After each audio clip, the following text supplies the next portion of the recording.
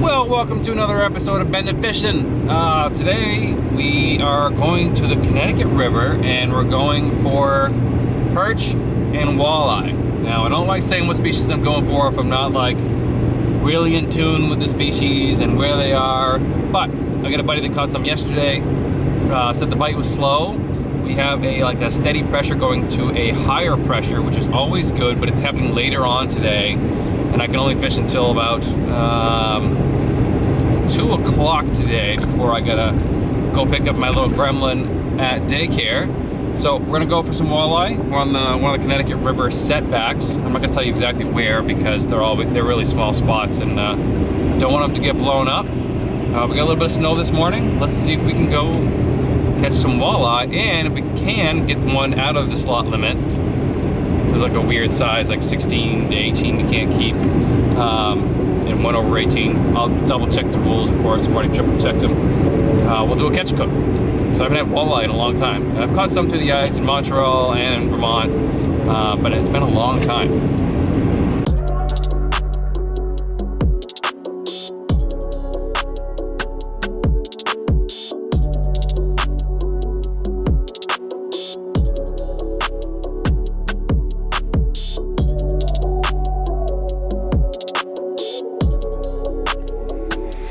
Well guys, we're officially on the CT River and we're trying to get some cameras set up for you guys. We got all cameras rolling. Got the snow dog down here and tons of ice. Not seeing a lot of active fish right here, so let's go somewhere else. Actually, let's check the bottom real quick. Let's just check what's down there. While we're down there, we'll just pound the camera down because we won't be able to see more than like 2 feet unless I go up real shallow.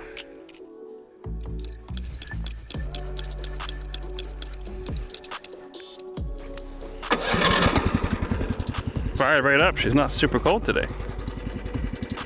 Nothing here either. Let's go move some routes. It's the glory of the snow dog. Or we could go try for some slob crappie, which I'm not against. By any means.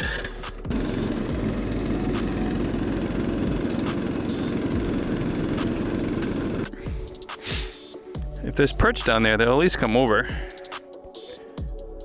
98% of the time. There's so many holes down here, I'm guessing that's what people are targeting. Let me send down the rattle trap and give that a few racks down there.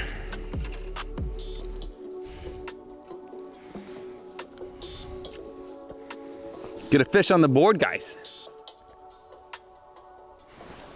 Got whatever it is. Tiny bluegill or perch or something. Micro perch. Well, we're on the board, guys. Not a good board, but a board. They don't appear to be right under me, so let's buggy. And they don't have like active target or live target or any of that crap with me today. Mainly because Ryan's not with me today. Guys, I'm pretty sure this is the first place I've ever iced fish. My cousin John, Woods and Weeds Outdoors, is like, hey, I'm going ice fishing tomorrow. Do you want to go? I'm like, sure. I went to Dick's Sporting Goods, bought a cheap Eagle Claw reel, which is probably one of the ones I'm still using. I think that one over there. And a very stiff 24-inch rod. And I got skunked. And I just remember like vividly, like he had a sonar or a flasher at the time. I was jigging, not catching anything. He'd come over and be like, there's no fish here, you should move with the sonar. And he would just repeat through that and he slammed them all day and I didn't catch anything.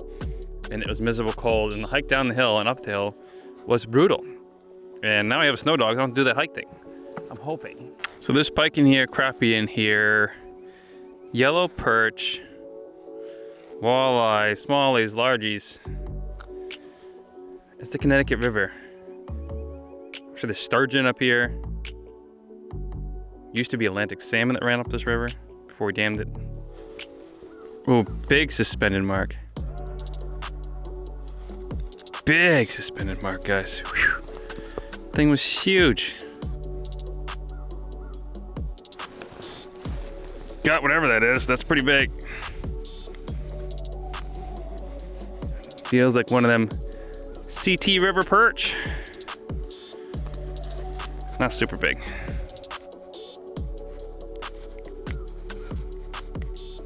At least I got my worm back. And I will not be eating any perch out of here.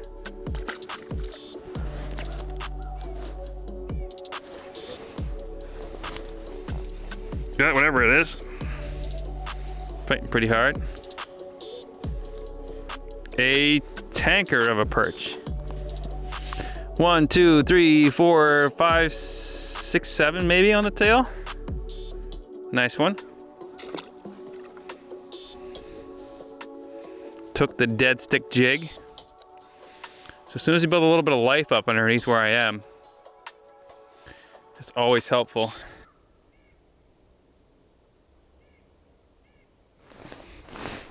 Got him. Another absolute jumbo perch. You guys see these perch, man? Slobs. Absolute slobs.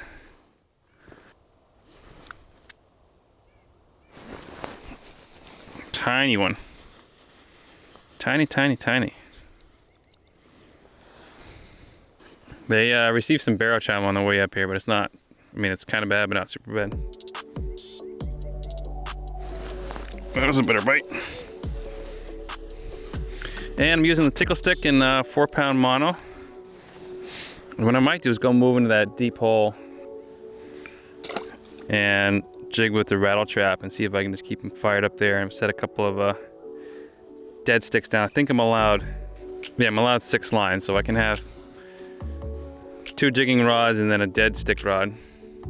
All right, one more here and then we'll go bounce.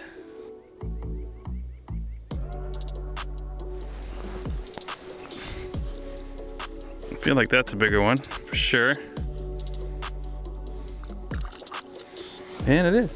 So the reason I'm not eating these is because they're full of worms and stuff. And I know they're fine for humans. They just freak me out. Those little white spots right there, worms.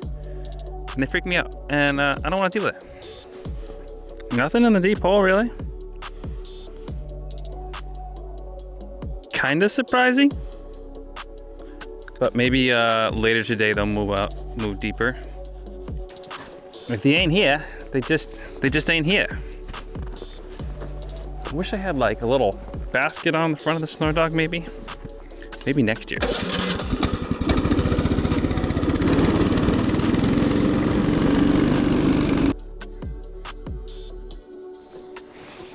Got him.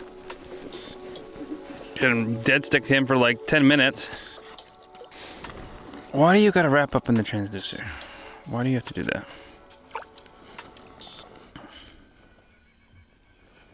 This one's got a fish already in its mouth, guys.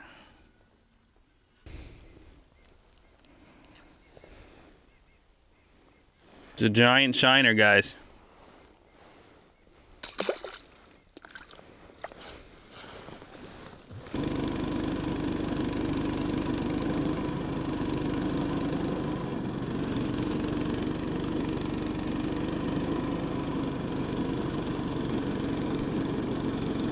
Well, guys, I gave it a solid 4 hours. Got down here, fished all over the place, and this is kind of like a weird horseshoe setback.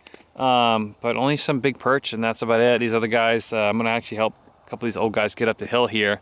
They've been catching some really dinky crappie, but nothing exciting. But that's okay. It was an hour and 45 minutes drive for me, so that's kind of a bummer one way. So gotta drive home. But thanks for watching. If I produce this, I'm not sure if I will or not.